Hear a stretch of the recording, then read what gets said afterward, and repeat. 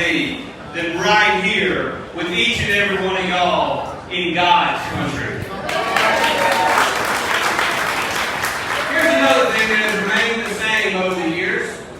Whenever I walk through that gate, I'm reminded about what's important in life.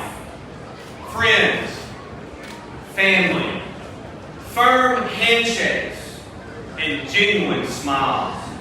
Good food, good drink, and a reminder to count your blessings because our God is good. I made my first speech under this hallowed pavilion some 20 years ago today. That's 2 decades of fairs, and our whole family has loved every single one of them. My oldest daughter is looking at colleges this summer, and she was not even a twinkle in her mama's eye the first time I spoke from this podium.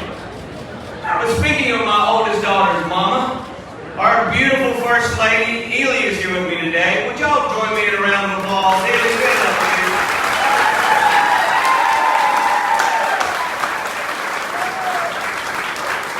Our family has literally marked time by the fair. And I know that many of your families have too.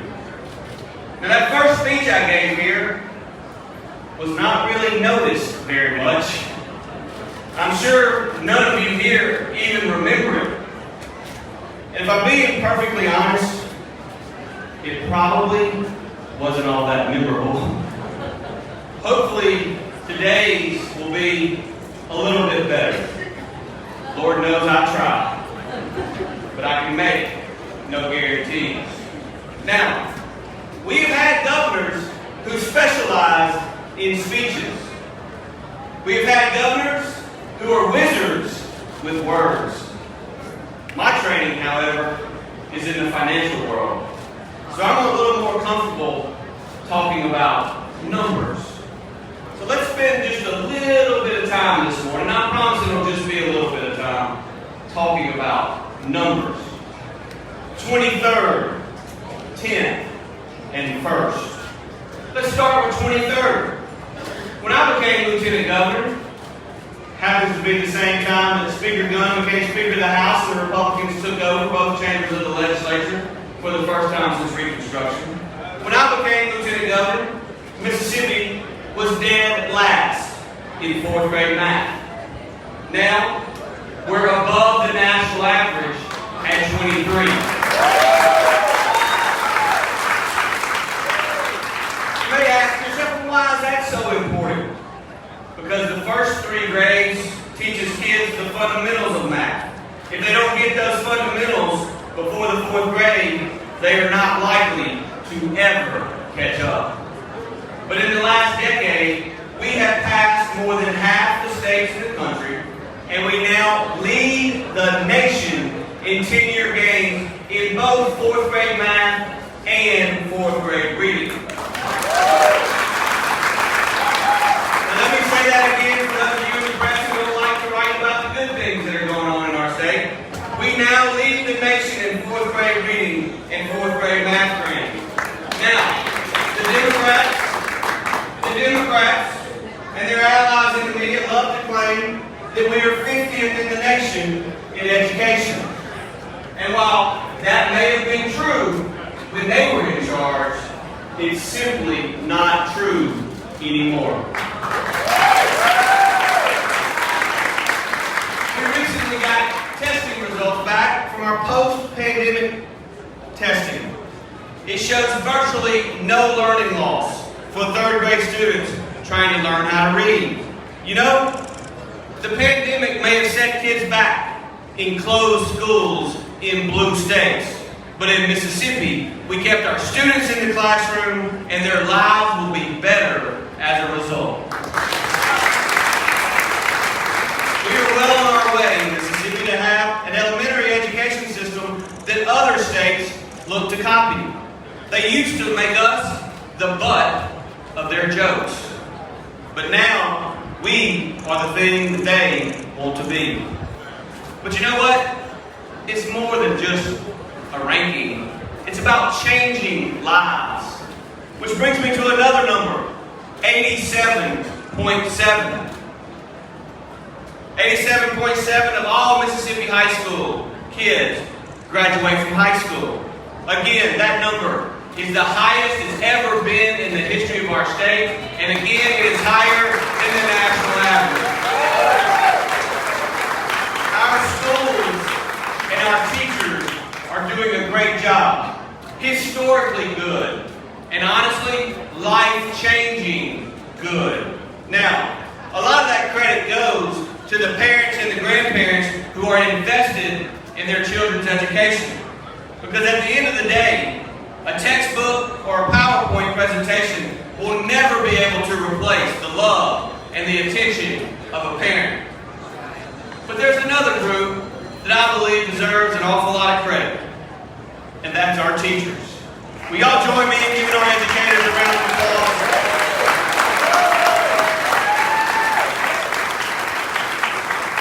I wholeheartedly believe that Mississippi has the best and the brightest teachers this nation has to offer. They are a key component of Mississippi's rise through the ranks.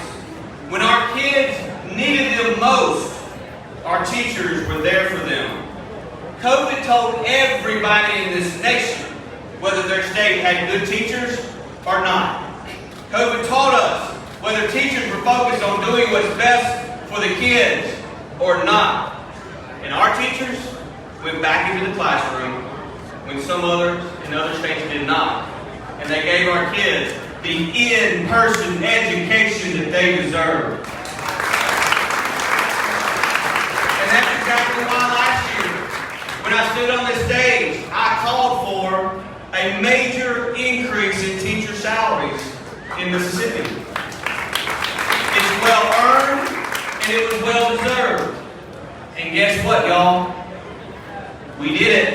We delivered the largest teacher pay raise in Mississippi history. Now, our teacher starting salaries are not only above the Southeastern average, but our starting salaries are above the national average. But I just want to be clear. Ranking 50th in education was not good enough 10 years ago when I became lieutenant governor. And where we stand today isn't good enough either. We will not be satisfied until we're on top. But you also need to know it's not just education where Mississippi is making a move. It's not just education where we're moving up the leaderboard. In fact, we're also doing it on the economic front. Mississippi was the 10th best in the nation for weathering the economic storm and consequences of COVID-19. We didn't lock down. We went to work. And because of that, our recent unemployment rate hit its lowest level in our state's history. And investment dollars are flowing in. And because of that, the drop in unemployment rate since COVID-19 is the 13th best in all 50 states. Our economy is thriving and jobs are plentiful. In fact, there was a time in our state, and really across this country, when there were a lot of people out looking for jobs. But now, in Mississippi, we have a lot of jobs out looking for people. This year alone, we've seen $1.6 billion in new capital investment. In fact, since I became governor, we've seen almost $4 billion in new capital investment in our state. In 2021, Mississippi had the largest annual increase in employees since the last century. And from June 21 to June of 22, we've increased employment by another 30,000 jobs. Now we know that we have more work to do to increase wages, to develop our workforce, to create more prosperity.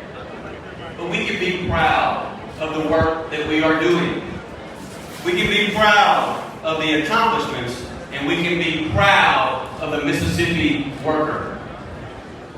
Our economy is booming because our taxes are low and our budget is sound.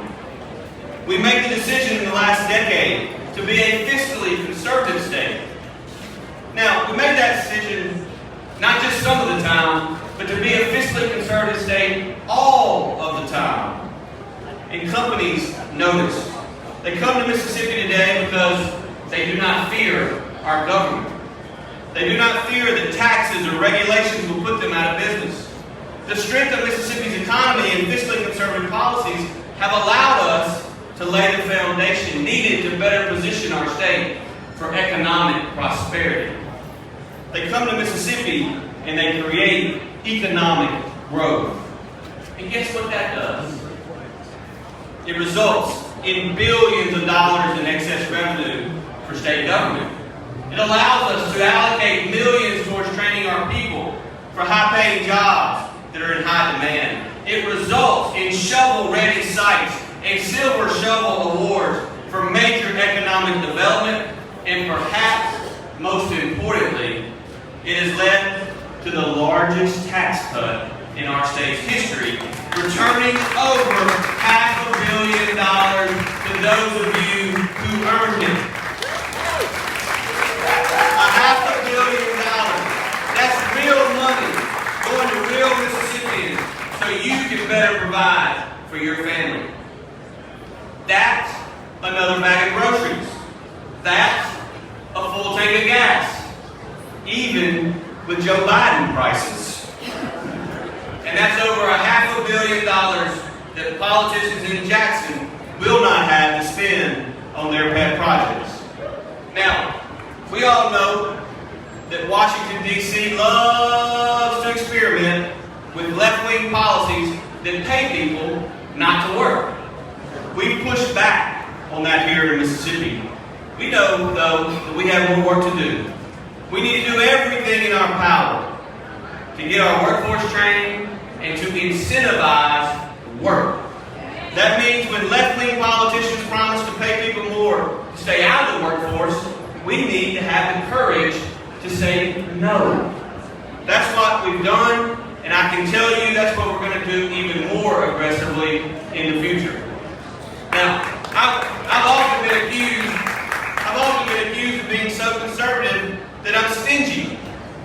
Well, when it comes to your tax dollars, I'm glad to be stingy and not let the politicians waste them.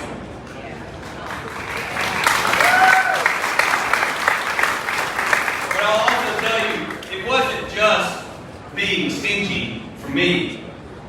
Though, perhaps I like to say no a little bit more than most people do.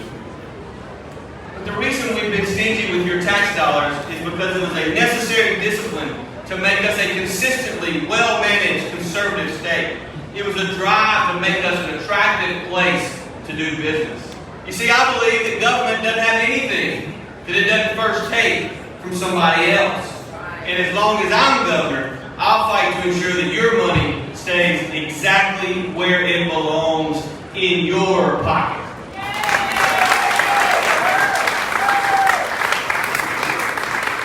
And here's another number for you. There are 9 states in the United States that have no income tax. Of the 41 states that do, Mississippi has the 5th lowest marginal tax rate in the country.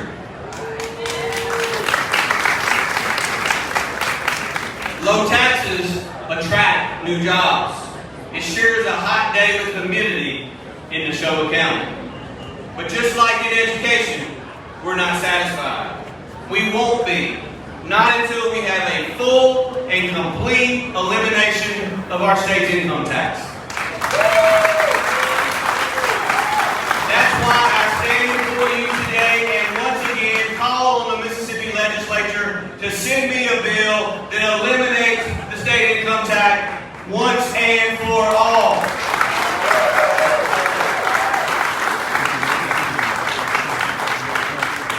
Last session, the fiscal environment was right and the financial environment was right. Unfortunately and sadly, the political environment in the Mississippi Senate was not. This session, I hope that's not the case.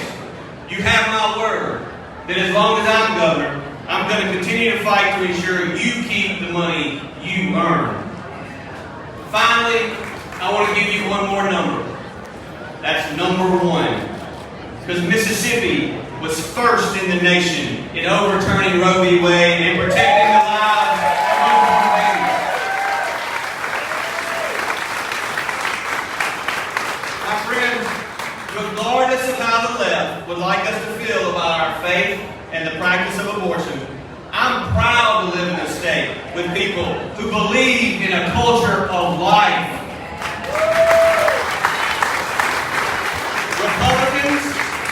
Republicans, and even many Democrats in Mississippi recognize that we have righted a major wrong. There is no moral legal system that can require states to allow and promote the taking of innocent life. I'm proud to live in a state where people are not afraid to stand up and say that the killing of 63 million unborn Americans is not acceptable. I am proud to live in a state where the last abortion clinic doors are closed and where our church doors were never closed.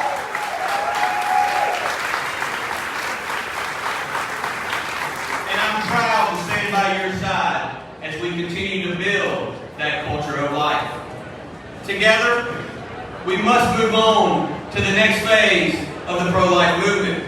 We will continue building that culture where all life is valued and treated as a sacred gift from God. This will not be easy, and we know that this will not be free.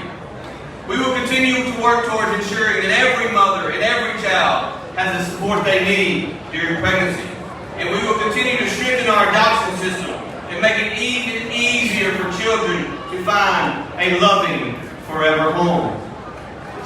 We know we have a lot of work to do in this regard, but we also know that the same prayerful supporters who drove this historic Supreme Court outcome will be there with us.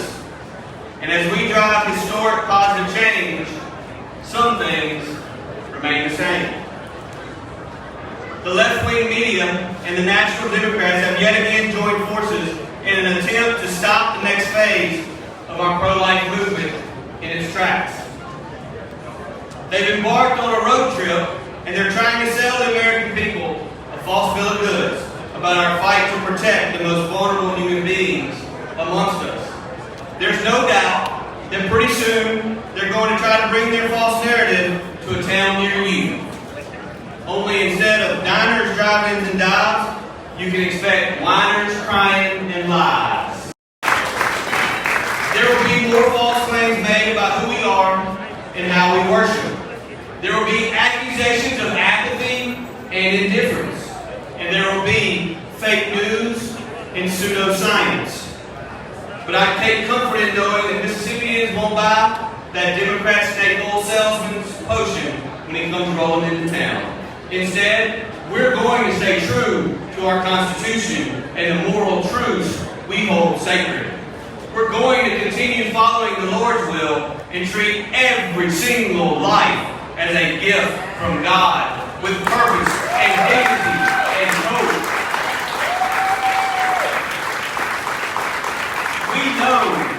We know who the real Mississippians are. We know what we stand for, and it's not the picture that the left and the media portray. I know that we are the most charitable people in the nation and always willing to lend a hand to a neighbor in need. Y'all, don't let them intimidate you or make you feel sorry about doing the Lord's work. Because no matter how much mud they sling, Mississippi will never back down. We will never stop fighting for our traditional values, and we will never stop fighting for our way of life. Now, many of you have heard of and know about the nonprofit resources out there for women with troubled pregnancies. A United States Senator, Senator Elizabeth Warren, just said that these pro-mom charities need to be, quote, shut down all across the country. She said that because they have decided to help women have babies rather than promote abortion. This is a sick and twisted worldview that the senator has. In Mississippi, conversely, we passed the Pregnancy Resource Act to support these great charities, and I believe we can do even more to connect moms to these critical services. I'm eager to work with the Mississippi legislature in the next year to do exactly that.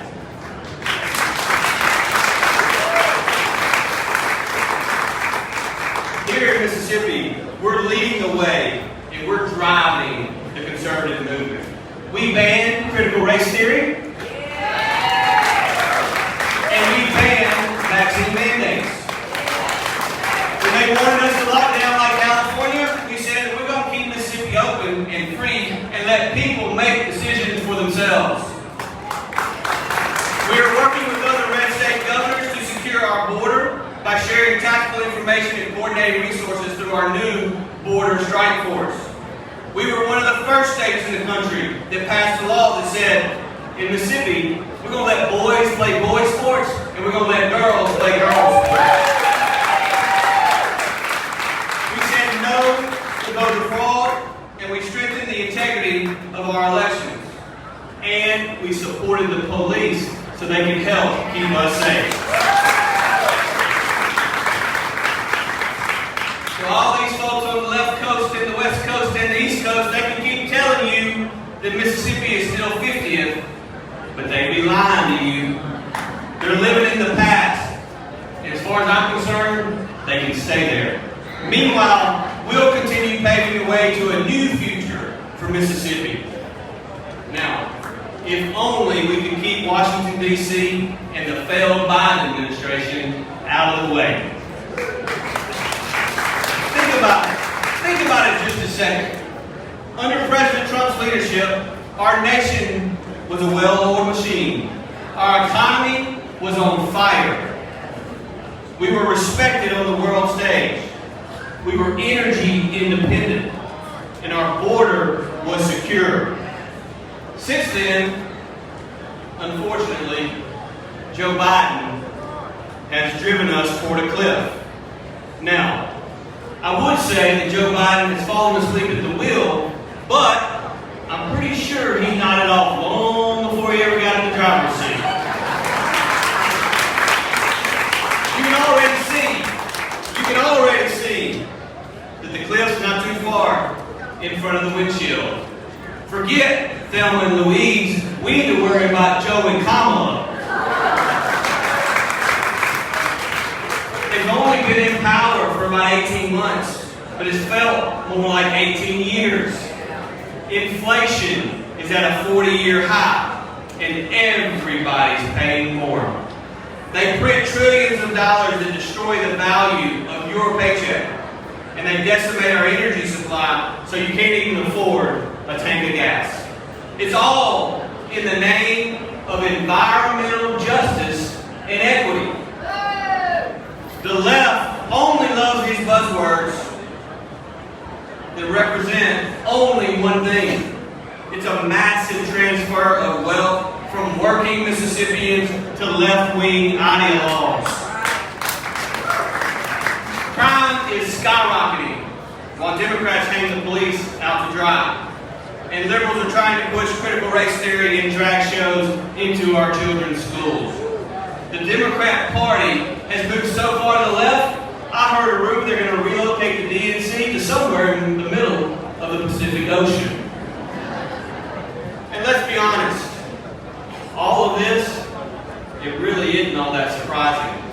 This is what happens when you take a businessman like Donald Trump and give the keys to the White House to someone like Joe Biden, who has been in the Washington swamp for almost 5 decades. President Biden, for his part, President Biden keeps telling us that he's building back better. But frankly, I prefer he just put it back to the way he found it. He just stole a meme off the internet. Now you might remember that last year, Joe Biden insulted all of us and said that Mississippi had Neanderthal thinking. Well, it seems to me that Washington could use a bit more Neanderthal thinking because Joe Biden and his group of liberal elites from the East Coast and the West Coast just can't seem to get the job done. And by the way, that's exactly why a red wave is coming this November.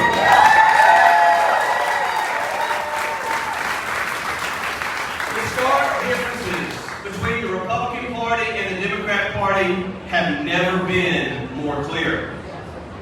On the ballot this year are your wallets and your wages, sanctuary cities and the sanctity of life, pro-cop versus cop-out. Now, here in Mississippi, we're going to show these California, New York, and Washington Democrats that we're not going anywhere, that we'll challenge them in every state, in every legislature, and in every court across America. And the fact is that in battle after battle, in the fight for our culture, Mississippi is making the first move. Thomas Jefferson once said that the price of freedom is eternal vigilance. Given today's Democrat Party, truer words have never been spoken. There are those who deny you the freedoms you deserve. They have their own agenda, and it involves curtailing your rights. I won't stand for it, and I won't let it happen here in Mississippi. So while Joe Biden keeps on building back better, we're going to keep making Mississippi the best place in America to live, the best place in America to work, and yes, the best place in America to raise a family. And okay, y'all, I think we're going to hold on to our God, we're going to hold on to our guns, and yes, we're going to hold on to our Neanderthal thinking.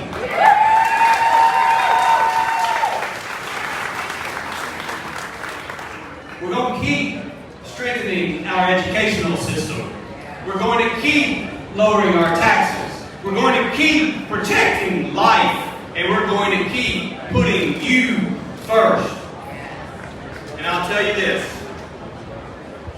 and I'll finish with this.